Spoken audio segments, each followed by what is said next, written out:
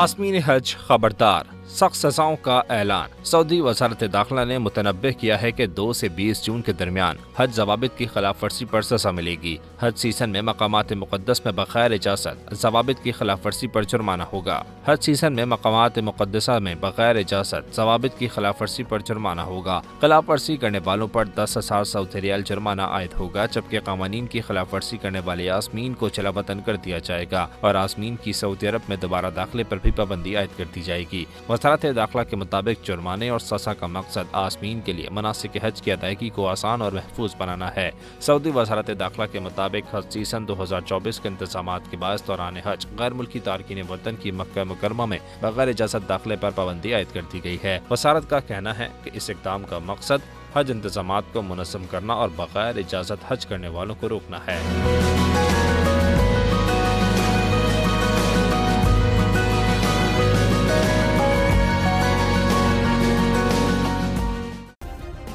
Subscribe करें और bell दबाएं ताकि कोई खबर रह न जाए।